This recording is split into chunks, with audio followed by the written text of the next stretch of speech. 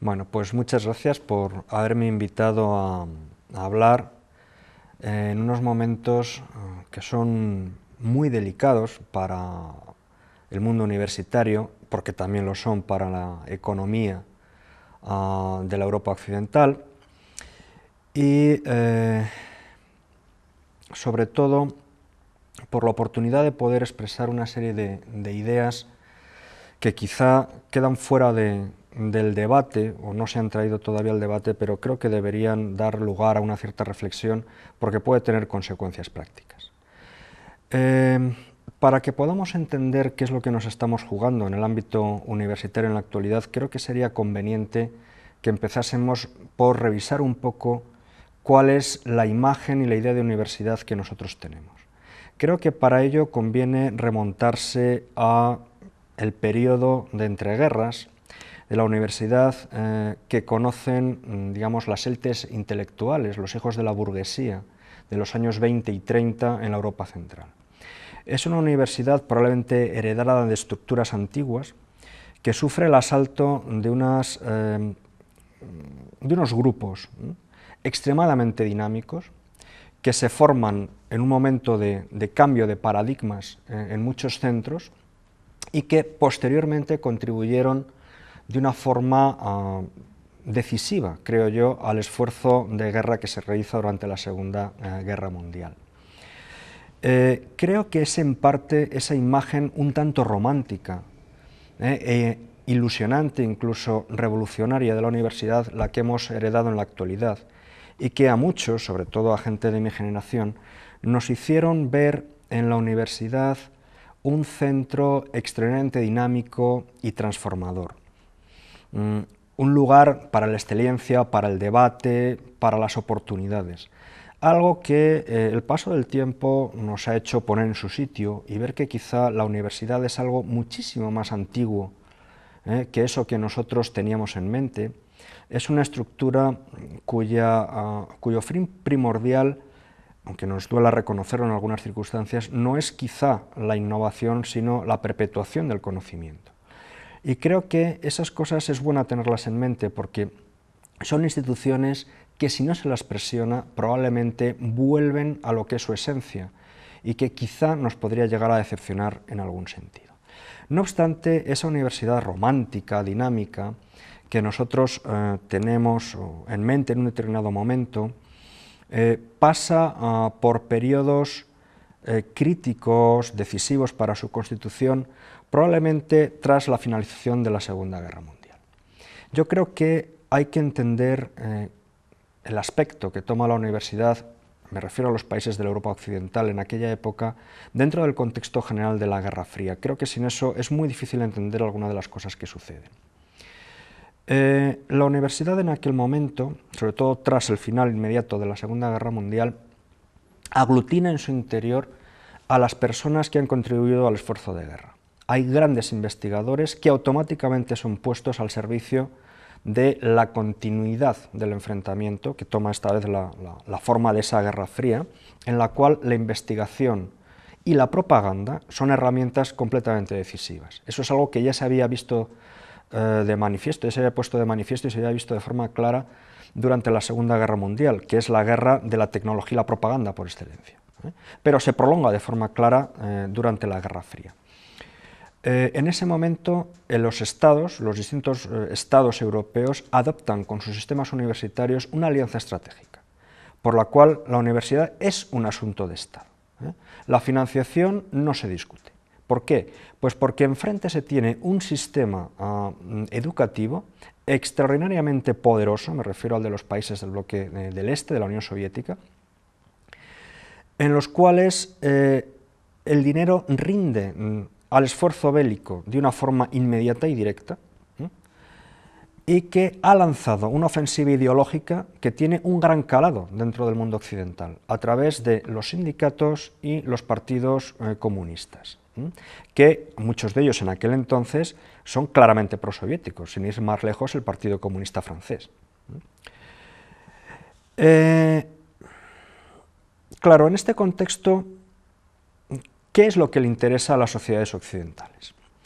Pues probablemente les interesa mantener un sistema universitario sólido que les brinde una cierta cantidad de investigación, que luego veremos que es una investigación que según va avanzando la Guerra Fría se deriva cada vez más hacia industrias o hacia entramados militares porque son más dóciles y más fáciles de manejar que los propios, digamos, institutos de investigación universitarios que están ideológicamente muy implicados y que cada vez son más reacios a participar en ciertos experimentos. Eso se va desviando, pero queda una universidad que según va avanzando el tiempo, la década de los 70, 60, 70 y sobre todo 80, es muy buena a nivel de investigación fundamental, a nivel de investigación básica. Eso al menos se ha quedado.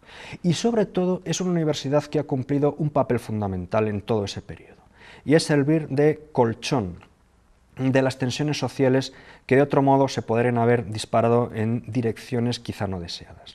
Es decir, los hijos de la clase media y la clase obrera que en ese momento se está reclasando en los distintos países europeos, acceden a la universidad, adquieren un cierto grado de conocimientos que les permite a su vez un punto más de reclasamiento. Pero sobre todo, y esto yo creo que es fundamental que lo entendamos, esas capas intelectuales de extracción humilde, obrera, que podrían estar muy marcadas políticamente, han sido sustraídas de la influencia sindical porque no han ido a parar a las grandes empresas, a las grandes industrias del metal, siderurgia, automóvil, que en ese momento funcionan en Europa, sino que digamos, han pasado sus años más delicados, ¿no?, sus años de vino y rosas, en campus universitarios, en la Sorbona, en Bonn, en Milán, Roma, París, Madrid o Barcelona, haciendo teoría, pero no han hecho otra cosa que probablemente hubiera sido más delicada. Este es el contexto en el que se mueve la universidad europea, ligeramente distinto quizá a la universidad estadounidense, que es otro contexto que creo que no nos interesa ahora por aquí de momento tratar. Este es el contexto, digo, en el que se mueve la universidad europea probablemente hasta el final de la Guerra Fría, que ponerle una fecha le podemos poner la caída del muro de Berlín, aunque probablemente ha empezado antes, y que quizá aún se prolonga un tiempo después. Es un contexto que empieza a cambiar a partir de esa época y que creo que también es muy interesante que nos lo planteemos a continuación.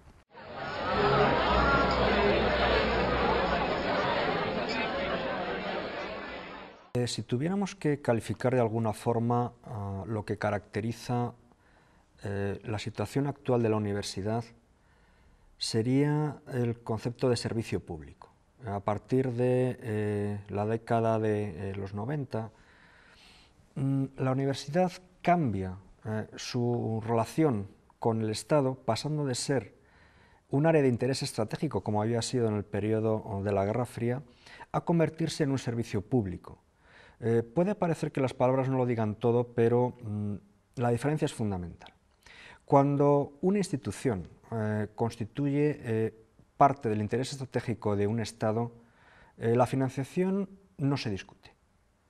No se discute por la sencilla razón de que forma parte de las raíces constitutivas del propio Estado y no tiene sentido poner en cuestión ni someterla a más filtros de los debidos. Goza de una cierta autonomía. Los servicios públicos son una cosa radicalmente distinta. Los servicios públicos los pagamos los ciudadanos a través de nuestros impuestos y por tanto están obligados a darnos un retorno de esa inversión. Tienen que ser eficientes, tienen que ser leales, tienen que estar dispuestos a rendir cuentas. Curiosamente, la universidad que empieza a gestarse durante la década de 1990 empieza a entrar muy rápidamente en esa vía al haberse convertido directamente en un servicio público. Surge una pregunta que antes no había surgido y es, ¿este euro a dónde va? ¿Va a sanidad? ¿Va a pensiones? ¿O va a universidad? Esa pregunta no se había hecho antes. El que se haga es definitivo, porque a partir de entonces a la universidad se la va a medir por otro rasero. Creo que eso es simplemente lo que estamos experimentando en la actualidad, es decir, las consecuencias de lo que podría denominarse como un cambio de el contrato que la universidad mantiene con los Estados europeos. Obviamente el objetivo es aligerar el peso que la universidad ha adquirido para las arcas públicas de los distintos países europeos. ¿Por qué? Pues porque de ser universidades relativamente pequeñas, con un cuerpo funcionarial limitado, que sientan en sus bancos a los hijos de la burguesía y a la vanguardia, como habíamos dicho antes, del proletariado de las grandes ciudades, ha pasado a ser una universidad de masas, que está expidiendo una gran cantidad de títulos que la sociedad no rentabiliza, eso lo sabemos todos, a un altísimo coste social, ¿vale? A eso hay que ponerle, de alguna manera, hay que ponerle coto porque al otro lado, quiero decir, al otro lado del caído telón de acero ya no hay nada distinto. Ya no podemos decir que necesitamos una universidad que haga de colchón. Esa necesidad ha desaparecido y lo ha hecho de una forma relativamente brusca, además, en muy poco tiempo. Con lo cual, la universidad que Europa necesita, a partir de la década de 1990, durante esa década ya, es radicalmente distinta. Supongo que si no se os ha ocurrido, lo digo yo, eso es Bolonia. Es decir, Bolonia no es sino el intento, la necesidad, de replantear el tamaño, dimensión y objetivos de la universidad de los países europeos en un contexto completa y radicalmente distinto. Ya a finales de la década anterior, de 1980, se había demostrado que la universidad hacía bien suministrando una formación básica y, digamos, liberándose de una excesiva sobreespecialización. Ese es un proceso que se va, digamos, a potenciar mucho porque se ve en él, ¿de acuerdo?, el intento de aligerar los costes económicos que la universidad tiene para los estados. Si reducimos el periodo de formación, primero de 5 a 4 años y ahora, como parece ser, de 4 a 3 años, conseguimos aligerar notablemente los costes aumentando lo que es la eficiencia del dinero invertido en formación superior. Ahora bien, obsérvese lo siguiente, ese es un debate que si bien está en el aire desde los 90, se lleva de una manera extraordinariamente cuidadosa. ¿Por qué? Muy sencillo. Tienen que darse unas condiciones económicas extraordinariamente buenas, de gran estabilidad, para que un gobierno, no digo un Estado, digo un gobierno, se atreva a aligerar, es decir, a acortar los periodos de la formación superior, ya que el gobierno que acometa esa operación y lo haga de una forma, digamos, excesivamente rápida e imprudente, podría encontrarse con unas cifras de paro bruscamente incrementadas por la salida precipitada al mercado laboral de más gente, de más juventud de la que el sistema puede absorber. Claro, Bolonia, si os dais cuenta, ha sido propuesto y elaborado en un periodo de extraordinaria bonanza económica.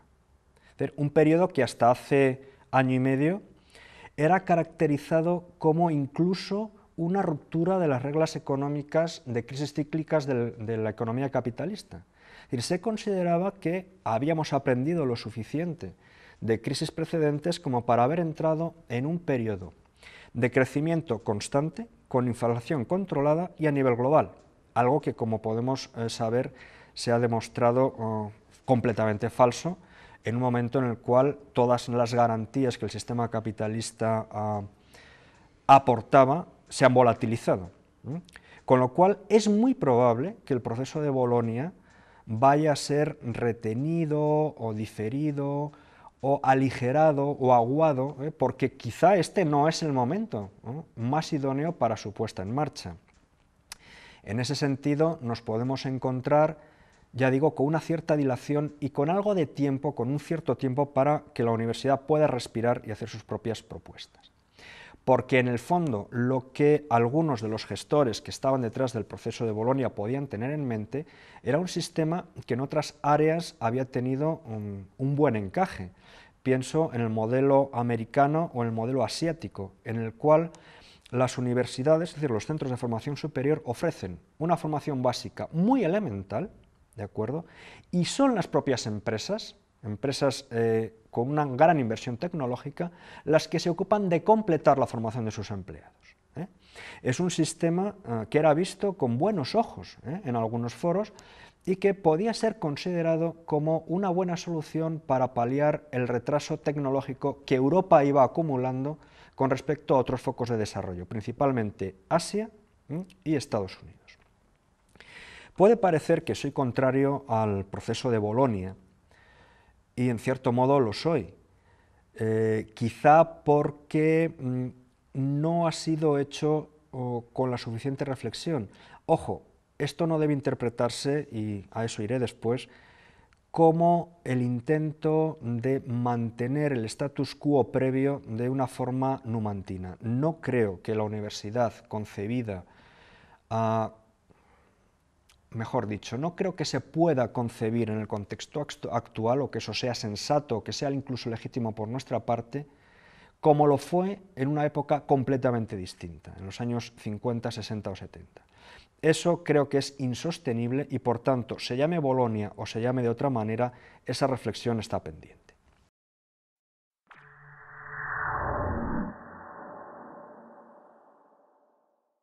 Bien, hasta ahora he estado hablando principalmente de cuestiones que seguramente son comunes a todos los estados europeos, pero ahora me voy a centrar un poquito más en el caso español, y no porque el fenómeno que voy a comentar sea específico de nuestro proceso, sino porque tiene algunos componentes que sí lo son.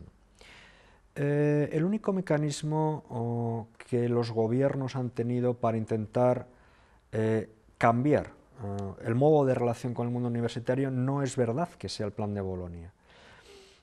Cuando discuto o hablo o comento este tipo de cosas con estudiantes, con gente comprometida con la respuesta ante el Plan de Bolonia, les suelo decir que olvidan una parte sustancial, probablemente porque no la ven, que es el surgimiento a partir de, durante la década de 1990 sobre todo, de las llamadas agencias de calidad.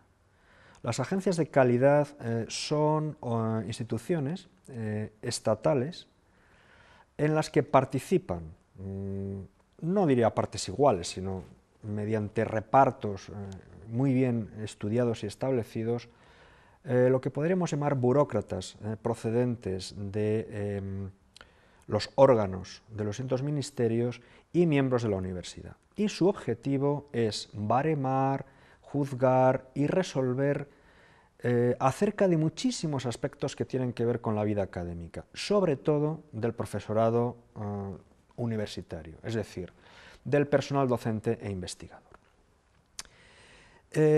Hasta mientras, digamos, la universidad era un asunto de Estado, los sueldos de sus funcionarios tuvieron un cierto rango y un cierto nivel. Cuando la universidad se hace muy masiva, esos salarios disminuyen, no en el sentido de que evidentemente disminuyan en masa literal, ¿no?, sino que se van retrasando con respecto a procesos inflacionarios y van perdiendo gran parte de su atractivo y gran parte del poder adquisitivo que tenían.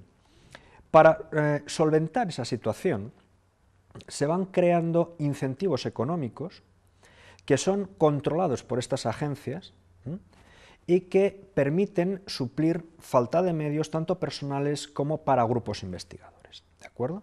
Entonces, esas agencias se encuentran con un gran margen de maniobra para influir de manera efectiva y directa en la orientación de la investigación. Así dicho, no es un disparate. Es decir, las agencias de calidad, a las que son ciertamente odiadas en el mundo universitario, porque al fin y al cabo son las que te dicen que no cuando vas a pedir algo, y evidentemente son, digamos, candidatas obvias, ¿no?, al odio y a las rencillas.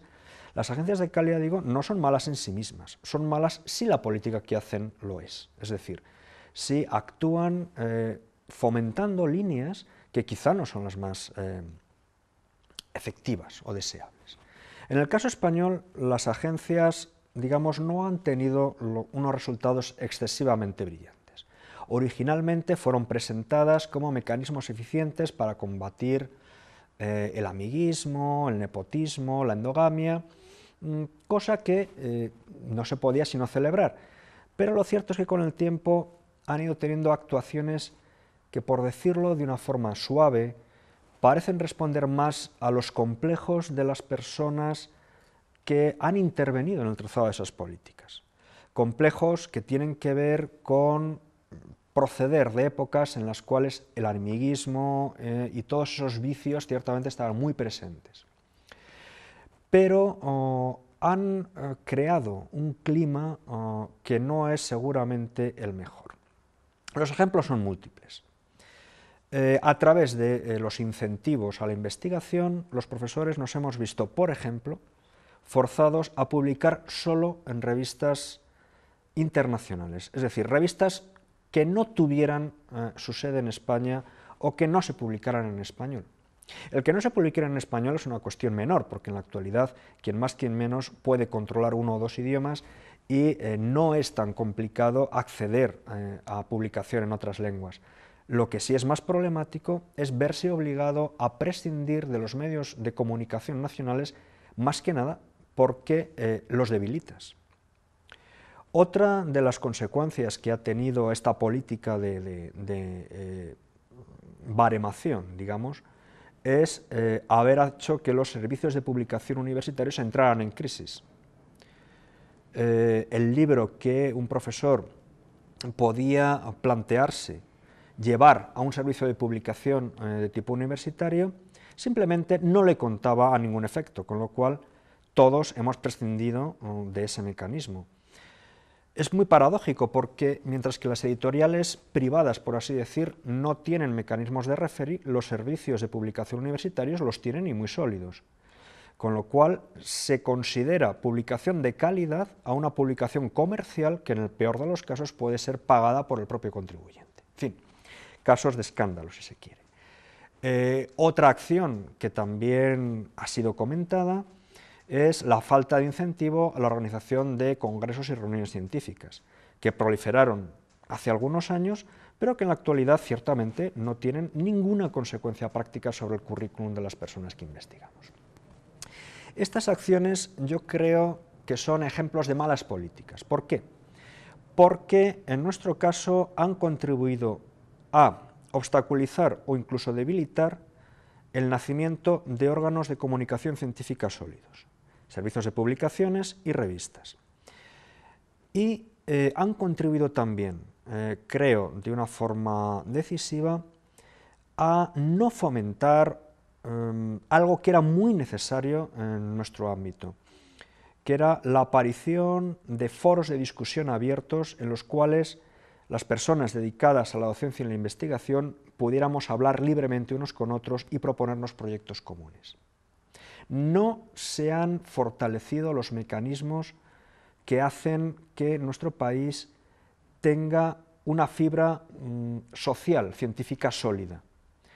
Y eso ha sido así porque se ha favorecido, de una forma paradójica, la producción de probablemente la mejor generación en la historia de este país a nivel intelectual y científico, pero esa generación ha sido, digamos, invitada a formar parte de redes de investigación no nacionales. Con lo cual, el inmenso esfuerzo que la sociedad civil ha realizado por, digamos, formar a esa gran generación de investigadores, no está revirtiendo porque las políticas científicas impulsadas por las distintas administraciones han juzgado que eso no era lo interesante. Otra de las cosas que manifiestamente ha fracasado son los intentos de conectar la transferencia de investigación con el mundo de la empresa. El dinero invertido en I+D, si bien es exiguo en la actualidad todavía, es un dinero que realmente uno no tiene la impresión de que esté sirviendo para transferir investigación al mundo de la empresa, o simplemente al mundo de la producción o al tejido industrial o social del país. Tiene más bien la impresión muchas veces que es un dinero destinado a paliar insuficiencias presupuestarias manifiestas, que quizá deberían tener solución en otros niveles. Por tanto, digo que las agencias de calidad, que son un mecanismo que corre en paralelo a otro nivel al Plan de Bolonia y que ha sido uno de los mecanismos que los gobiernos han tenido para controlar, reconducir y orientar el mundo universitario, no son en sí mismas negativas, pero creo que en nuestro caso sí lo son las políticas que han hecho. Son políticas alicortas en cierto sentido y que quizá si otro país las hubiera llevado a cabo nos hubiera parecido que actuaba contra sus propios intereses. Y que desde luego tienen y han tenido un coste a la hora de, por ejemplo, invertir en el mundo hispano como un foco de desarrollo científico y cultural. Nosotros podemos renunciar, por ejemplo, al castellano como lengua de difusión científica, eso es algo que se puede hablar. Yo no quiero ni por un solo momento que esto se interprete como un discurso nacionalista o localista, porque no lo es. Considero que hay que aprovechar las lenguas en las que nos podamos comunicar. Pero en el caso del castellano, del español, hay manifiestamente un olvido o dejación de esa lengua como vehículo de transmisión cultural y científica. No es una lengua científica. Y eso tiene un coste económico, sobre todo. Es algo que podemos hacer, y de hecho hemos estado haciendo, pero hay que saber que tiene un coste económico. Por tanto, creo que las agencias nos han forzado también a hacer una reflexión que es muy necesaria en el momento actual, porque nos están haciendo tomar conciencia a todos de que la respuesta debería surgir de entre nosotros. Es cierto que las agencias de calidad se nutren en parte de profesorado universitario y de gentes que, por así decir, son carne de nuestra carne, pero su posición es muy complicada. Los burócratas, por así decirlo, han sabido muy bien llegar a acuerdos y colaborar con unas partes y con otras para conseguir lo que en el fondo iban buscando, que es una cierta capacidad de influencia desde dentro del propio mecanismo universitario, algo que yo no puedo tampoco criticar, porque en el fondo tiene un sostén democrático que no tiene la propia universidad. Me explico. Cuando una agencia de calidad transmite una directriz que procede del ministerio, evidentemente esa directriz tiene un soporte democrático que muy bien puede no tener una universidad cuando decide sobre sus propios asuntos. Por tanto, creo que no tiene sentido arremeter contra las agencias de calidad, sino contra sus políticas en determinados momentos.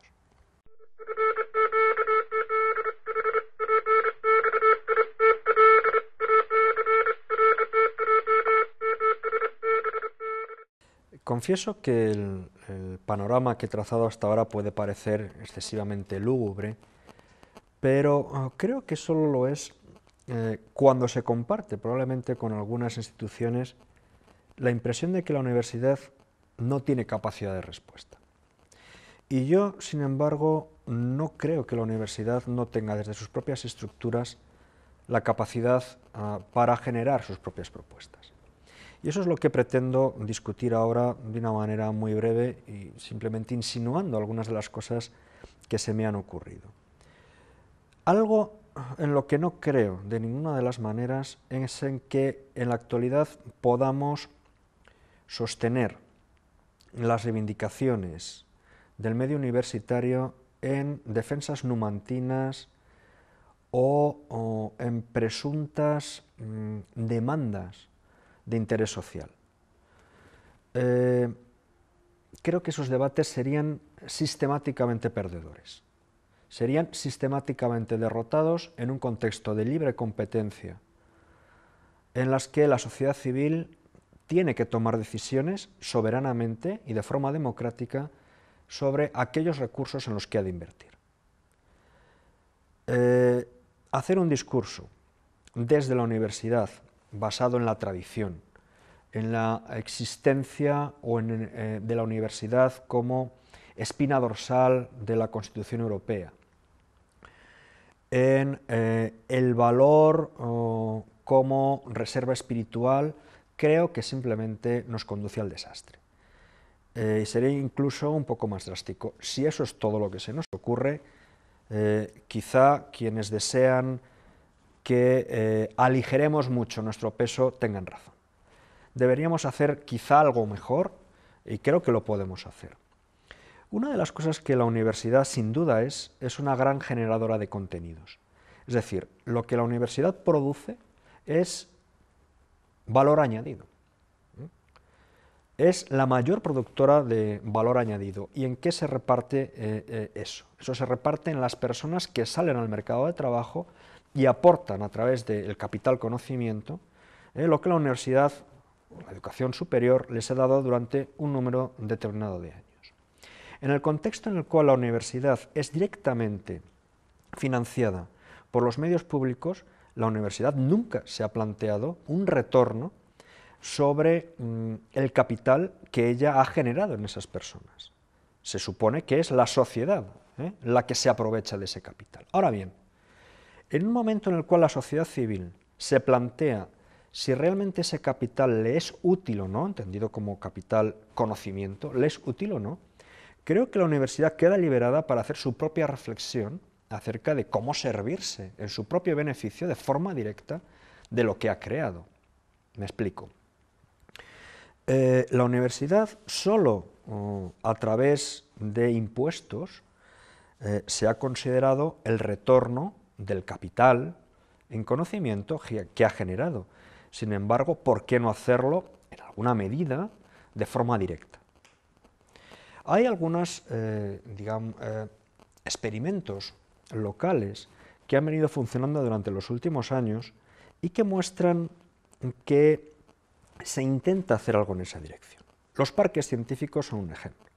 Y los parques científicos son iniciativas por las cuales los campus universitarios ponen al servicio de la iniciativa privada parte de su suelo con la intención de que empresas y departamentos universitarios entren en contacto de una forma directa.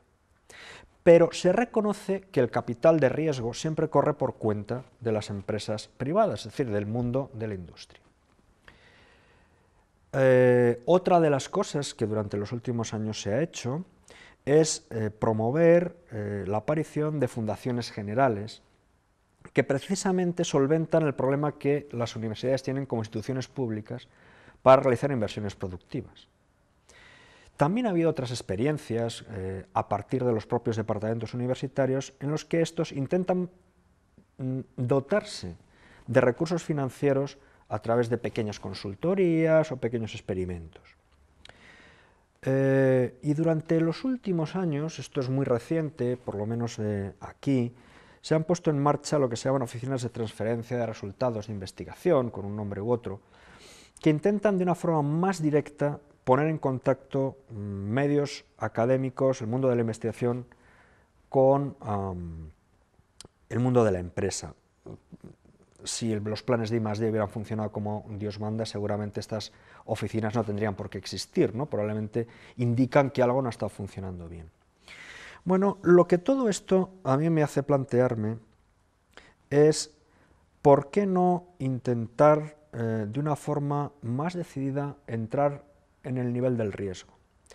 Es decir, empresas de bajo coste, iniciativas de consultoría, iniciativas de tipo editorial, podrían, sin especiales dificultades, es decir, sin que la sociedad protestase por la invasión del espacio de la iniciativa privada, podrían suministrarnos experimentos de bajo riesgo acerca de nuestras posibilidades de obtener fondos y financiación desde nuestra propia perspectiva y desde nuestros propios intereses.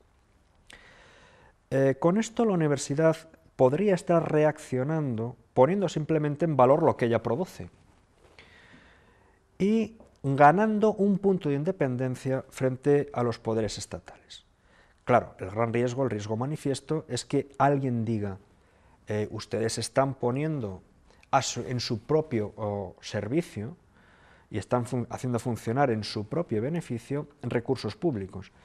Pero no creo que este debate sea del todo legítimo en un momento en el cual las propias instituciones públicas nos están pidiendo cuentas sobre nuestros rendimientos.